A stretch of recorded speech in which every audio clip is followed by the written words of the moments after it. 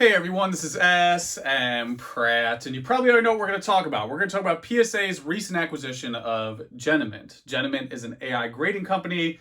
The future is now, the future is here. AI is officially a part of grading. So naturally, this raises a lot of questions. Is AI grading going to replace humans? Is this just going to be fully automated now? What does it mean for older graded cards versus newer graded cards? Does this make it impossible to get a PSA 10 or PSA 9?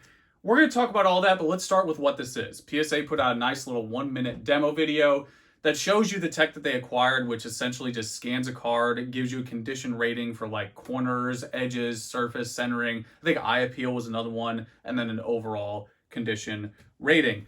It's essentially just a digital pre-grade. That's how I see it, and I think that's how it's going to be implemented. Also, this is very early stages. This is like baby Pokemon, Pichu, Magby, Elekid stage. Like, this isn't like plugging in a printer and you're good to go. There's a lot this AI still needs to learn. If you notice in that video, it was one type of card and one era of cards. There's so much variance in trading cards. A good example, little Pokemon 101.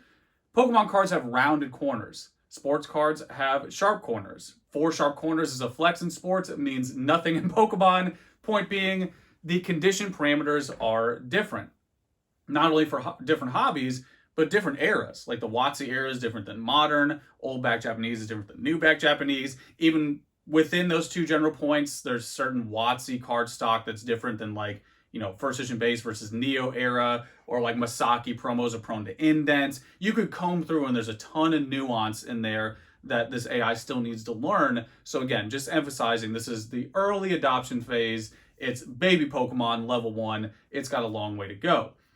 Now, I think what PSA plans to do with this is just going to be a vertical addition to their process. So what I mean by that is it's not another link in the chain. It's not going to add another layer to this never-ending backlog of millions of cards that they have. They already scan cards, so this will just be on top of that scanning process. It's a win-win at the end of the day. It just adds a pre-grade to that already scanning process. Also, they are doing this mainly to detect a lot of tampered cards, trim cards, and one that I find really interesting is resubmissions. I'm really curious to see what they do with that. That's something a lot of people don't talk about because it's a small minority of the hobby or these markets. At least for Pokemon it is. Most people that send in a card just send it in, they get it back, they enjoy it, or they sell it. Some people try to regrade it, some because they think the grade's wrong, some because they want to just get more stonks and take it from an 8 to 9, 9 to a 10. But anyway, I'm curious to see what they're going to do with that. I really want to know what they're going to do with resubmissions because they mentioned how they're going to detect them, but they didn't really say what they were going to do when they detect them. So that'll be interesting to see. Now let's get into the juice, starting with our sponsored sip right here. Let's get into the tea that everybody wants to talk about. Is AI grading going to replace human grading? I think it's a very fair question. Is it going to make everything fully automated? Ultimately, no. I don't think that's going to happen. I think this is going to be an addition to the process. More specifically, this AI is trained from human examples, from human experiences. More specifically, or perhaps most importantly, this is inherently subjective. Grading is inherently subjective. I think a good way to address this is if you gave me, Gary, Rusty, fill the room with people who've been here 10 years plus, you gave us the same 100 cards, or 200, 500, the higher you go especially, the more subjectivity there's going to be. We're not all going to agree on the same grades. I might think this one's an 8, Gary might think it's a 9, vice versa. The bottom line is you're dealing with an inherently subjective situation. Even grading companies don't all agree on the same process. Some grading companies treat indents harsher than others, creases harsher than others. Especially when you get into that mid-range territory, there's so much variance that can happen. Like, think about it this way. What's the poster child for a PSA 3 card? Like, what does that look like? But like PSA 9 is really easy because it's mainly like, hey, is that whitening? Is it a little off-centered? That's about it because it's so high on the scale. But when you get to that mid-range territory, there's so much variance. There's so much that can change. When you talk about surface damage alone, you can have like a PSA 5 that has like a Poliwhirl marshmallow from your 1999 Pokemon cereal, or like a little cherry Pop-Tart residue on top. Like, there's so much that can go on in that low to mid-range grade. Again, what does a PSA 3 poster child card look like? It's really hard to define because there's so much variety in that range. So just emphasizing how this is inherently subjective. Adding AI isn't just going to like part the seas and like make everything perfect, because even each grading company has a different condition scale, a different structure, different parameters. I think overall there's a general sense and vibe of like what's meant versus like, 2 or 3 grades down. We all understand that. But when you get into the details there, it is inherently subjective. So again, just emphasizing how this is not going to be a replacement. It's not going to be a fix-all. I think it's just an added perk. It's a win-win to the process. It's just not going to like completely shapeshift the whole grading system. And that segues us into another juicy topic. What does it mean for older graded cards? What does it mean for cards that have been around for 30 years with just humans grading them, and now we have AI in the process? So first off, it hasn't just been humans grading them. They've already had technology along the way, from start till today. Like it's a 30-year road now. That's vintage for a lot of Pokemon collectors. Point being is that the arbitrary value that people put on certain numbers, I'm not going to even get into that. I'm just going to slide right on top of those smooth brains and just identify that the value that people put on certain numbers is not based on a technological improvement. I don't care what arbitrary number it is. 420 triple X, pick the arbitrary line in the sand. That is not rooted in some technological improvement with PSA. It's rooted typically in popular opinion and a group of people who have the same subjective, anecdotal agreement. It's not based on, at that moment, PSA started doing this and this technology, etc. That's not how it works. More specifically, nobody knows when this is going to be implemented. So it's not going to have this huge sway. A lot of people, or some people are saying, is it making it impossible now to get a 10? No, a 10 is a 10, or a 9 is a 9. Sure, there's an error here. There's a very small percentage at the end of the day of certain cards that might get missed. Maybe a subtle indent is missed or things like that. Maybe it'll hit that.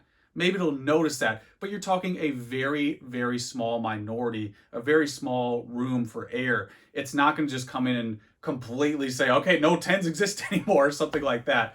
It's just going to fix or perhaps like just add more eyes or more focus on certain subtleties that maybe weren't noticed before. Or, even certain things like certain cards in Pokemon are peeled. Maybe they'll say, okay, that peel is part of how it's released. Or like the wire cut with a Gretzky card. This is the importance of the human examples. That wire cut Gretzky 9 does not look like a new back Japanese 9.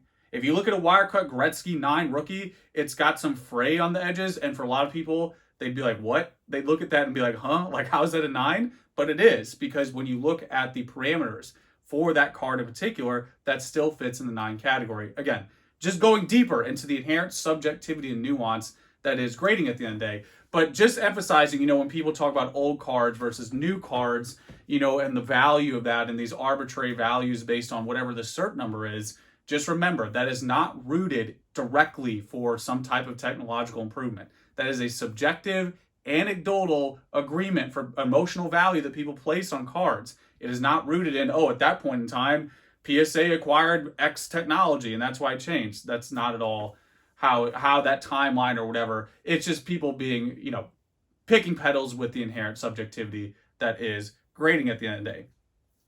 And I think that's the ultimate closing point here. That takes us to the final point, is that if PSA didn't announce this, I don't think people would have really noticed that much of a difference.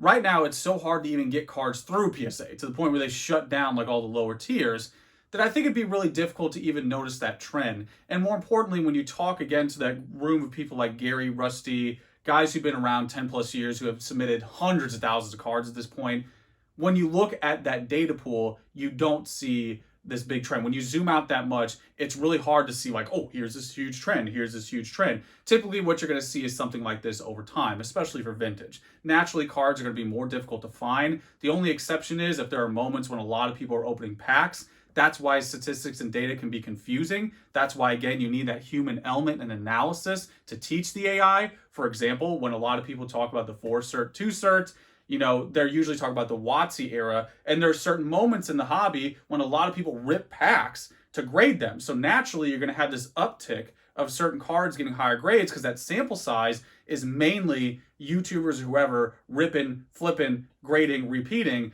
where before that you had 20 years of a mixture of submissions. 20 years of data is a lot more and a lot more variance inherently than a sliver, of a couple years. It's just adding on to the gap in the pop rather than the majority of the pop. So anyway, just trying to hammer home that, this is something that I think is only going to benefit PSA at the end of the day. I think the ideas of AI are grossly overvalued and exaggerated. I don't think it's going to shape shift how grading works. I think the process is pretty much going to be the same.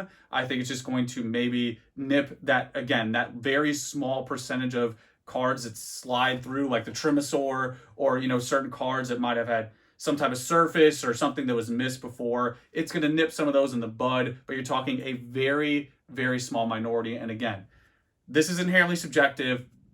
Not all grading companies agree on the same grading scale. Not all experts agree on every single card. It's just all it is at the end of the day is an add-on to the process that is inherently subjective. And I think it's a win-win. I think it's something that not only PSA will do, I'm sure other companies will follow this lead once this becomes more of like a developed tech and it evolves from like a Pichu into a Pikachu and then Raichu. So there it is, guys. That's what I have on the new PSA acquisition. I think it's a great moment in the hobby, great thought experiment, a lot of discussion. As usual, let me know what you think. You know the deal. Let me know how you feel. It's pretty much it.